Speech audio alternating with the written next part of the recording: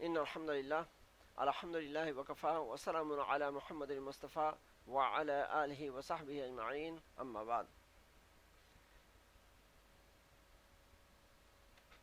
محترم سامعین، میری آواز سننے والے قابل احترام خواتین، آج میں آپ کے سامنے جو حدیث پیش کرنے کے لیے حاضر ہوا ہوں وہ ہے عمل آخرت میں جلدی کرنے کے متعلق، یعنی یہ کہ وہ اعمال جو اخروی زندگی میں ہمارے لیے مفید اور فائدے کا ذریعہ اور وسیلہ بن سکتے ہیں ان میں ہمیں جلدی کرنی چاہیے۔ آئیے اللہ کے نبی صلی اللہ علیہ وسلم کا فرمان میں پہلے آپ کو سناتا ہوں، پھر اس کا ایکسپلینیشن اور اس کی تشریح و توضیح بھی انشاءاللہ آپ کے سامنے رکھوں گا۔ حضرت مصعب بن سعد رضی اللہ تعالی عنہما اپنے باپ یعنی سعد سے روایت کرتے ہیں کہ اللہ کے نبی صلی اللہ علیہ وسلم نے فرمایا کہ عمل آخرت کے سوا ہر کام میں ٹھہرنا اچھا ہے۔ اس کا دوسرا مفہوم یہ ہوتا ہے کہ جو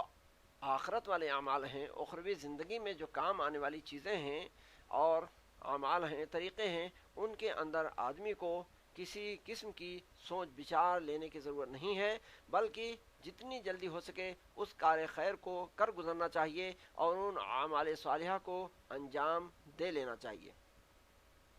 محترم حضرات، اسلام نے اس بات پر خاص طور سے زور دیا ہے کہ دنیا کی زندگی کے بعد انسان کو ایک اور زندگی ملے گی جسے آخرت کی زندگی کہتے ہیں۔ اس لیے انسان کو دنیا میں ایسا کوئی کام نہ کرنا چاہیے جس سے آخرت کی زندگی خراب ہو، اور ایسے کام قرآن حکیم میں صاف طور پر بتلا دیے گئے ہیں جن کا اثر آخرت کی زندگی پر برا پڑتا ہے اور جو اعمال آخرت میں ڈیمیج اور نقصان میں ڈال سکتے ہیں۔ اسی طریقے سے ہر وہ کام بھی اچھی طرح سے کھول کر سمجھا دیا گیا ہے، بتا دیا گیا ہے جن کے کرنے سے آدمی کی اخروی زندگی سنورتی اور بنتی ہے۔ محترم حضرات، رسول اللہ صلی اللہ علیہ وسلم نے ان سب کاموں کے کرنے کا طریقہ بھی بتا دیا ہے جو قرآن کی روح سے آخرت کی زندگی کے لیے مفید اور نفع بخش ہیں۔ ہادی برحق حضرت محمد صلی اللہ علیہ وسلم نے بذات خود عملاً ان کاموں سے بچ کر کے بھی دکھا دیا ہے اور زبانی نصیحتیں بھی ان سے بچنے کی خوب کر دی ہیں جن سے آخرت کی زندگی خراب ہوتی ہے، اور وہ اصول بھی اچھی طرح سمجھا دیے ہیں جن پر چل کر دنیا اور آخرت دونوں درست ہو سکتے ہیں اور دونوں جہان کی کامیابی حاصل ہو سکتی ہے۔ اللہ کے نبی صلی اللہ علیہ وسلم ارشاد کیا فرماتے ہیں؟ ارشاد ہے کہ ہر کام کو ٹھہر کر کے اور سوچ کر سمجھ کر کیا کرو، جلد بازی سے کام خراب ہو جاتا ہے۔ جلد باز آدمی کو بعد میں پچھتانا پڑتا ہے، اسی لیے ہر کام میں مشورہ ضروری ہے۔ ٹھہرنے سے فائدہ یہ ہے کہ آدمی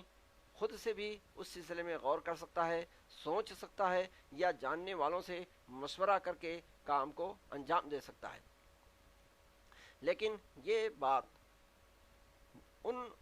کاموں سے متعلق ہے جو دنیا اور دنیا کی زندگی سے تعلق رکھتے ہیں اور جن کے بارے میں قرآن و حدیث کے اندر صاف طور پر کوئی ہدایت موجود نہیں ہے۔ لیکن ان کاموں کو جنہیں قرآن و حدیث میں نیک قرار دیا گیا ہے، ان کا انجام معلوم کرنے کے لیے نہ سوچنے کی ضرورت ہے، نہ اس میں کسی کے رائے مشورے کی ضرورت ہے، کیونکہ اللہ اور اس کے رسول صلی اللہ علیہ وسلم کے فرمان کے بعد کسی سوچ و بچار کی حاجت ہی نہیں رہتی ہے، بلکہ ان کو جتنی جلدی ہو سکے کر گزرنا چاہیے اور اس بات کو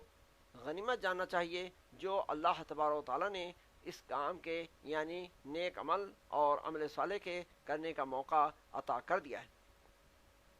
تو کہنے کا مقصد یہ ہے کہ اخروی جو امور ہیں، دینی جو کام ہیں اور جن کے بارے میں صراحتاً اللہ اور رسول صلی اللہ علیہ وسلم کا فرمان ہے، تو اس میں کسی قسم کے دیر کرنے یا سوچنے کی، مشورہ لینے کی ضرورت نہیں ہے۔ اسی طریقے سے جن کاموں کو شریعت نے برا کہہ دیا ہے، ناجائز اور حرام ٹھہرا دیا ہے، ان کے چھوڑنے میں بھی ہمیں کسی قسم کے ہچکچاہٹ یا ٹھہرنے کی اور سوچنے کی ضرورت نہیں رہ جاتی ہے۔ رہے خالص وہ دنیاوی کام، دنیاوی امور کہ جن کے بارے میں شریعت خاموش ہے اور ہم خود سے فیصلہ نہیں کر سکتے ہیں کہ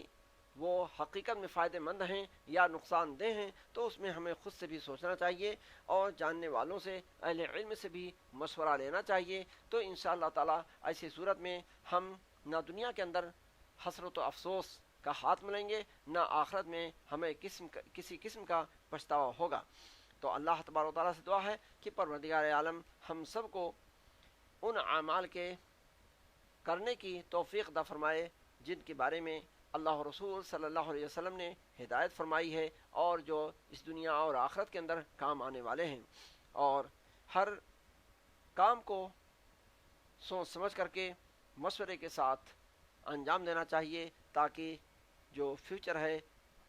ہماری اور آپ کی زندگی ہے، اس میں کسی قسم کے افسوس کی بات نہ آئے۔ وآخر دعوانا ان الحمد للہ رب العالمین، والسلام علیکم ورحمۃ اللہ وبرکاتہ۔